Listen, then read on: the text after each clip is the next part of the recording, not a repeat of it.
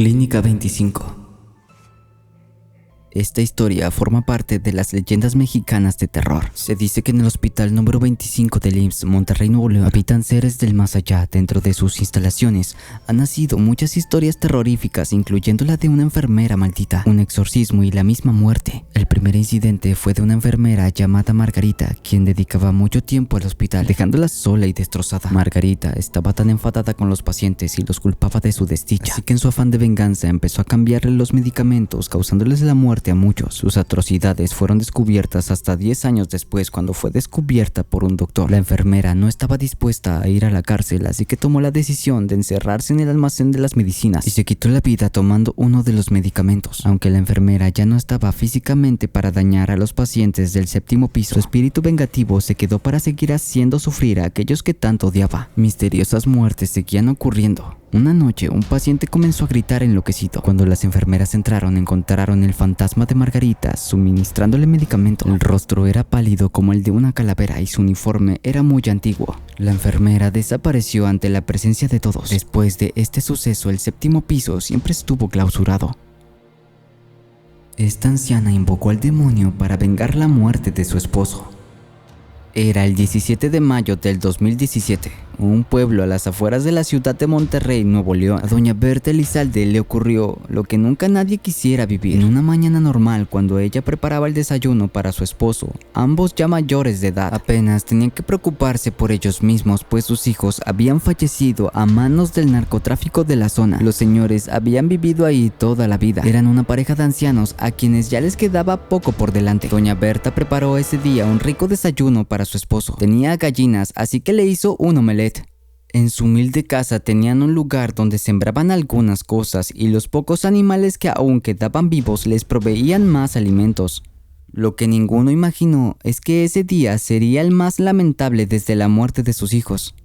Todo comenzó cuando llegaron al lugar unos hombres trabajadores del gobierno y encargados ejidales que traían unos papeles que decían que uno de sus hijos había puesto en garantía el terreno en donde desde hace 60 años doña Berta y su esposo habían vivido. Los hombres bajaron del ostentoso vehículo y comenzaron a tomar medidas del terreno, mientras otros tomaban fotos y hablaban de cómo iban a derribar la pequeña casa de doña Berta para construir una gasolinera. Doña Berta, por supuesto, quedó extrañada de inmediato. Se dirigió a aquellos hombres y les dijo lo siguiente: buenos días, ¿se les ofrece algo? Uno de ellos dio un paso al frente y comenzó a explicarle a doña Berta lo que ocurría. Buenos días, necesitamos que desaloje este lugar de inmediato. Este terreno ahora ya no les pertenece a ustedes y necesitamos que se vayan ya.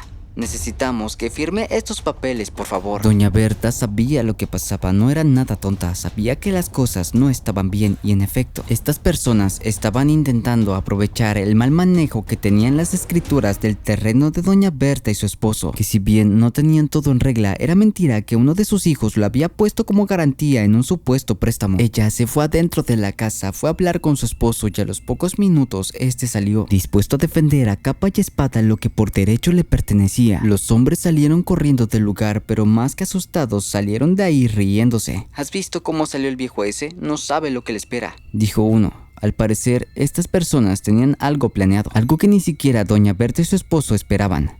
Cayó la noche y como era costumbre, el esposo de doña Berta salió a revisar a los animales. Cada uno debía de estar en su lugar y debidamente asegurado. Las gallinas en su gallinero, los animales bien encerrados y atados. Casi había terminado cuando de pronto un ruido extraño atrajo su atención. Pero el pobre señor apenas si veía. Entonces, tratando de distinguir algo entre la oscuridad de aquella noche, alcanzó a ver que alguien se acercaba. Traía algo en la mano, aceleraba el paso cada vez que estaba más cerca de él. Cuando por fin pudo distinguir lo que pasaba, era demasiado tarde. Un hombre robusto y grande lo alcanzó, lo tomó del hombro y con la otra mano comenzó a cuchillarlo en el abdomen. Una y otra vez, el pobre viejo sentía como el cuchillo entraba y salía de su cuerpo. El anciano cayó al piso, aún respiraba, así que el malnacido lo volvió a perforar, pero ahora en el pecho, luego en el cuello y finalmente, en un acto de desesperación, le enterró el arma en los ojos. Doña Berta estaba limpiando la cocina mientras que su esposo ataba a los animales. De pronto sintió un escalofrío mientras que su esposo era asesinado. Tuvo un presentimiento. Doña Berta, con una extraña angustia en el corazón, salió a la puerta de su casa. Miró hacia todos lados buscando a su marido, pero no lo encontró. Comenzó a llamarlo mientras daba vueltas por la casa. Todos los animales estaban en su lugar. Doña Berta se acercó a un arbolito y antes de que pudiera alcanzar a ver al asno manchado de sangre, tropezó con el cuerpo desangrado de su esposo, acuchillado y sin vida. Doña Berta lloró como cuando sus 2 hijos murieron. Era un llanto de dolor. Su compañero de vida se había ido para siempre y de la manera más cruel que podía imaginar. Doña Berta no fue a la policía, no avisó a nadie de lo ocurrido. Doña Berta decidió enterrar a su esposo en el patio de la casa junto al árbol donde se limpió su sangre y liberó a todos los animales que poseían. Entró a su casa y buscó desesperadamente a un viejo libro que había pertenecido a su madre. Buscó entre sus páginas el contenido más macabro que puedas imaginar. Aquel libro perteneció a su madre, la cual según dicen fue bruja y murió dormida en su cama con una sonrisa en la cara. En el libro venía un conjuro especial prohibido. Era una especie de invocación que resultaba especial porque invocaba a un demonio. Con ese conjuro podías hacer que el mismísimo Satanás tomara posesión sobre el cuerpo y alma de las personas a quien conjurar. Doña Berta, sabiendo que tenía todos los días contados, decidió tomar venganza contra quienes mataron a su esposo, dándole su alma al diablo, pero pidiéndole un favor: matar a quienes mataron a su esposo. El 18 de mayo, las autoridades municipales encontraron una camioneta calcinada en el terreno de Doña Berta. Había 5 cuerpos de personas aparentemente torturadas, puestas una sobre la otra, sin ropa y sin ojos. No se trataba de un narcomensaje. Las autoridades descartaron lo ocurrido porque no correspondía al modus operandi de los narcotraficantes. Aparentemente se trataba de un asesinato. Cuando las autoridades estaban tomando fotografías del incidente, decidieron tocar a la puerta de la casa de Doña Berta, pero nadie abrió la puerta. Al intentar forzarla, esta se abrió con facilidad y debido a la importancia del caso decidieron entrar a investigar. Lo que encontraron dentro fue escalofriante. Doña Berta estaba sentada en una silla con una sonrisa en la cara, bañada en sangre, con el machete de su esposo en la mano y un collar formado con los ojos de las 5 personas muertas. Doña Berta se quedó mirando fijamente a los oficiales y de pronto cerró los ojos y murió de un infarto al corazón, con la misma sonrisa con la que años atrás había muerto su propia madre. Actividad paranormal en el Parque Fundidora. La Sultana del Norte, como también se le conoce a Monterrey, ha sido parte fundamental de la historia y avance industrial del país. Por allá de 1900 da inicio la operación de Compañía Fundidora de Fierro y Acero de Monterrey, trayendo consigo un gran avance en lo que se refiere a la industria siderúrgica, generando miles de empleos y muy buenos rendimientos económicos. De la fundidora saldría el acero para construir la Cámara de Diputados, así como el Monumento a la Revolución. También la placa del 16 de septiembre, en Toluca, hoy conocida como Cosmovitral. Todos estos emblemáticos edificios, monumentos y varios más fueron construidos con el acero proveniente de Monterrey. El auge y caída de este imperio de fundición de metal fue muy repentino. Debido a malos manejos, falta de interés y apoyo gubernamental y constante de deudas, la Cerara se fue a la quiebra y tras poco más de 86 años de operación, el 9 de mayo de 1986, el monstruo siderúrgico cerraba sus puertas para siempre. Sin embargo, tras el final de sus operaciones, toda la emblemática infraestructura, hornos, chimeneas e instalaciones en general se deciden conservar para transformarse en un parque recreativo, cultural y turístico que conocemos ahora como el Parque Fundidora de Monterrey. En este lugar se pueden pasar momentos de diversión, ya sea asistiendo a actividades culturales o realizando deporte, pero lo que pocos saben es que en varias de sus instalaciones ocurren fenómenos extraños que causan curiosidad o temor entre trabajadores y uno que otro presente. En efecto, en el Parque Fundidora hay varias historias de fantasmas y registros de fenómenos siniestros, las cuales siguen presentándose hoy en día. Se dice que los lugares en los que ha ocurrido muertes violentas son en los que más probablemente se pueden presentar fenómenos paranormales, y vaya que Fundidora cumple con este requisito, ya que ha sido testigo de múltiples homicidios a causa de la delincuencia, o en sus tiempos de industria muchos trabajadores perdieron la vida donde iban a ganársela. En la maestranza se dice que ocurrieron gran cantidad de fallecimientos derivados de un accidente de trabajo, en los que se encuentran accidentes ferroviarios, quemados por hierro fundido, vapor sobrecalentado, intoxicados por gases nocivos propios de la función, electrocutados, caídas desde gran altura, entre otros incidentes fatales que lamentablemente no se pudieron evitar por la precariedad de los sistemas y procesos de seguridad laboral. De igual forma, y como en varios otros lugares, se piensa que cuando una persona fallece bajo estas condiciones tan trágicas, su alma fantasma puede aferrarse a algún lugar en el que pasó mucho tiempo, y vaya que el Parque Fundidora cumple con esos requisitos. Entre las historias de misterio que han surgido en este lugar destacan las de hoy llamada Nave Lewis, espacio conocido anteriormente como Molino Lewis. En este lugar se realizan diversas exposiciones. Se dice que por las noches y madrugadas el silencio de la Nave Lewis se ve interrumpido por extraños murmullos y sonidos de pisadas titubeantes de algún visitante fantasma. A la fecha no hay ninguna explicación razonable para este curioso fenómeno. En las instalaciones del Papalote Museo del Niño también se han reportado apariciones de un pequeño infante. Si se toma en consideración que estos terrenos hubo una escuela y una colonia para las familias de los trabajadores, puede resultar como esperado este tipo de espectros, además de sombras y ruidos extraños perturbadores por las noches. En el Horno Alto también se han presentado avistamientos de sombras, incluso se ha señalado la presencia de una niña fantasma y de personas que visten como los trabajadores de la extinta fundidora. Cerca de la escuela Carlos Prieto también se ha reportado presencias extrañas de niños. Es importante recordar que en esa zona se encontraba una estancia de maternidad para las esposas de los trabajadores de la empresa, pero las presencias de ultratumba no se limitaban a estos recintos, ya que en los andadores y jardines también solían escucharse gritos, quejidos y otros sonidos de ultratumba, así como fantasmas de trabajadores de la maestranza. Estos son solo algunos de los varios fenómenos siniestros que se pueden presentar dentro del parque, visitado por millones de personas anualmente, pero solo muy pocos son los que saben la realidad que hay detrás de la parte más oscura de la historia. Así que la próxima vez que vayas al parque, ten en cuenta que tal vez presencias de otros planos te estén observando. La madre difunta. Este relato es completamente real, sin exagerar ni mentir. Sucedió en Monterrey hace tiempo.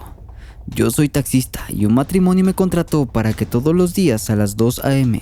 los recogiera en su negocio. Ellos siempre eran mi última vuelta, y el recorrido que hacía era de Pablo Olivas a Juárez.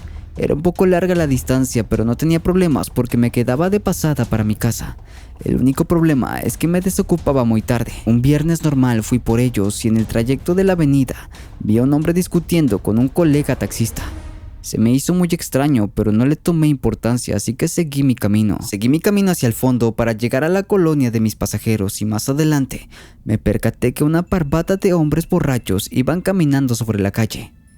En fin, llegamos y mis pasajeros se bajaron y me fui de regreso. Cuando iba en camino volví a ver a la pandilla caminando igual, gritando como si fueran haciendo travesuras. Seguí derecho y como a unas escasas cuadras volví a ver al sujeto anterior que parecía discutir con el taxista, pero esta vez él estaba solo y me hizo la parada. La verdad, ya estaba muy cansado, pero pensé, tal vez quiere que lo lleve cerca. Así que me detuve lentamente y al preguntarle me pidió que lo llevara a Estanzuela. Es muy lejos, casi al otro lado de la ciudad. Le dije que no. ¿Cómo cree, señor? Es muy tarde para ir hasta allá. Yo no voy y no lo van a llevar ahorita. Mejor devuélvase porque ahí viene una bola de malhechores que le pueden hacer algo. El joven me dijo, no me puedo devolver. No sé dónde estoy, me perdí y el otro taxista me bajó. Me insistió mucho y hasta me dijo, ¿cuánto quieres? Llévame, sácame de aquí, te pago lo que me pidas, por favor. Tal vez estuve mal, pero aún así le contesté, no, lo siento señor, y me fui de ahí. Seguí mi camino y por Monte Cristal, el nombre de la avenida, hay un pedazo de monte grande y oscuro. Justo en ese lugar vi en la orilla a una mujer llorando. Era una señora normal, se veía mayor, con pelo corto y chino, muy peinadita. De su cuerpo era rellenita y no me hizo la parada, lo recuerdo bien. Pensé en pararme, pero no quise meterme en asuntos que no eran míos. Simplemente bajé la velocidad y cuando pasé por un lado de ella, mi carro se apagó de la nada. Yo pensaba que era porque iba manejando despacio. Entonces volví a dar la marcha, pero en ese ya no quiso prender. De pronto, cuando me asomé hacia la ventana, me percaté de que aquella mujer me observaba fijamente. Bajé la ventana de mi carro y antes yo siquiera decir algo, me dijo llorando, llévate a mi hijo, me lo van a matar. Les juro que al ver su expresión sentí un terror inmenso. Comencé a temblar y mi cuerpo se paralizó totalmente. La señora se acercó aún más y con la luz del carro pude notar que su tez era amarillenta, sin una pizca de color. Su cara huesuda y con manchas y ojeras. Claramente era una difunta, un fantasma o como quieran llamarle. Yo volteé hacia el frente y desesperado intenté prender mi carro mientras que ella me repetía: llévatelo, no lo dejes ahí, me lo van a matar.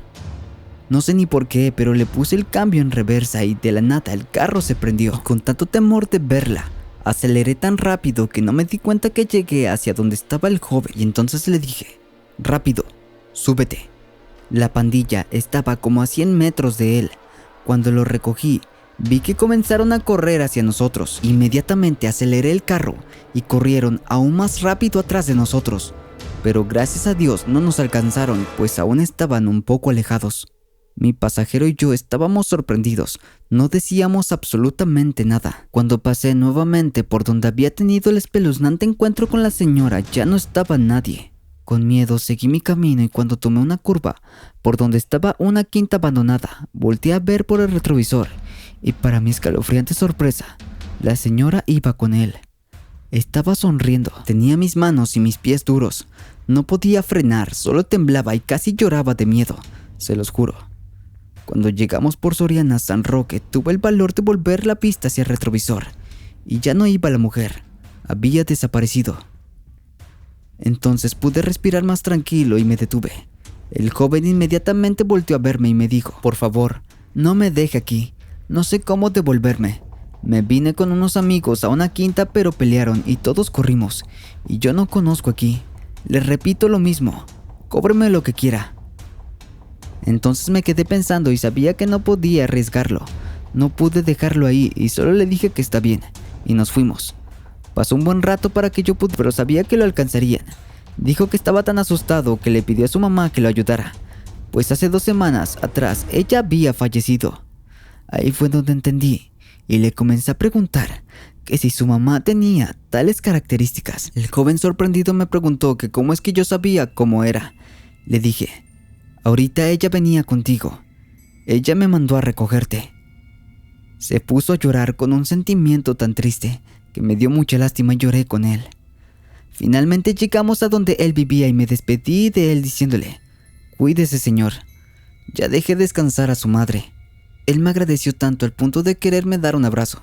Cuando me retiré de ahí eran casi las 4 de la mañana y mejor decidí quedarme afuera de un Oxxo, tomando café, esperando que amaneciera un poco para poder regresarme. Esta fue mi experiencia, yo la viví, nadie me lo contó, es completamente real. Esa mujer me mandó a proteger a su hijo. La leyenda del niño de la carretera 56. Salí de Toluca solo una noche de septiembre del año pasado, aproximadamente a las 8 horas, con destino a Monterrey. Manejé toda la noche, debía de llegar antes del mediodía para recoger a unos pasajeros en el aeropuerto. En la madrugada, aproximadamente a la 1 de la mañana, me detuve en el parador turístico del Potosino, a cenar y despejarme un poco antes de continuar con el viaje a la ciudad de las montañas. Pasada 1 hora abordé nuevamente la unidad Trosten y antes de llegar a la salida hacia Río Verde, me detuve en una revisión obligatoria por parte de la Policía Federal, en la cual muy amablemente solicitaron mis documentos y verificación de estado de la unidad. Finalizando esto, continué por casi toda la interminable carretera 56. Pasadas las 4 de la mañana, me encontraba ya en un tramo de la carretera conocido coloquialmente como La Dormilona. Mientras conducía, escuchaba rock en inglés para ambientar un poco el solitario viaje, ya que como acompañantes de camino solo veía camiones de carga. De pronto me sentí observado a través de la ventana del lado izquierdo. Un escalofrío recorrió mi cuerpo, provocando que la piel se me erizara. Con este sentimiento de inquietud me negaba a voltear para confirmar o desmentir si algo realmente estaba allí. Inevitablemente tuve que voltear hacia mi retrovisor, y fue entonces cuando me percaté de que efectivamente algo estaba viéndome desde la parte de afuera de la camioneta. Lo recuerdo ahora y mi cuerpo vuelve a estremecerse. Me quedé completamente helado al mirar la figura de ese niño que me observaba. Era como si pudiera atravesarme con sus ojos. Me invadió un sentimiento de tristeza y a la vez de terror. No sabía qué hacer o pensar en ese momento, pues el niño venía corriendo a la par de la velocidad de la camioneta. Miré el velocímetro y marcaba 97 km/h. Me quedé perplejo. Instintivamente aceleré por el miedo hasta llegar a los 110 km/h Ya habíamos recorrido un aproximado de 2 kilómetros y la sensación de sentirme observado no cesaba. En ese momento no comprendía qué era lo que estaba pasando o si mis ojos me estaban engañando. Al preguntarme esto fue cuando decidí enfrentar con la mirada la realidad que segundos antes me aterraba. Y fue entonces que me di cuenta de que ese niño había desaparecido. Pero la tranquilidad aún no volvía a mi cuerpo. Me vi forzado a detenerme en el parador turístico de San Pedro. Necesitaba tomar aire fresco y tranquilizarme para asimilar qué era lo que había pasado. Fui a mojarme la cara y de regreso a la unidad me encontré con una persona de la tienda y me preguntó si estaba bien. Me dijo que yo estaba muy pálido, me invitó un refresco mientras escuchó con atención lo que me había sucedido y cuando terminé de contarle me dijo: tranquilo, no eres el primero que lo ve. Te voy a platicar qué fue lo que pasó a ese niño. Era un día como cualquier otro en la carretera 57. Un niño jugaba en la orilla de la misma, pues vivía muy cerca. Se cuenta que tenía aproximadamente 7 años cuando ocurrió el incidente. Él jugaba con su pelota y de pronto esta rodó hacia la carretera. Nunca se percató del tráiler que se acercaba. Lamentablemente fue arrollado y arrastrado durante 2 kilómetros. Cuando terminó su relato, sentí una gran tristeza de saber qué era lo que le había ocurrido a aquel niño y por qué estaba corriendo en la carretera, posiblemente buscando su pelota. En la actualidad, en ese tramo de la carretera puedes encontrar dulces o juguetes tirados, pues muchos de los conductores recurrentes afirman que es la única manera de que el niño desaparezca y los deje continuar con su recorrido. Particularmente, cada que paso por ahí, recuerdo aquel suceso y no puedo evitar sentirme nervioso. Y por supuesto, le llevo dulces. Muchas de las carreteras de México guardan leyendas y misterios que contar. Esta es una de tantas que nuestros operadores de Trosten han vivido.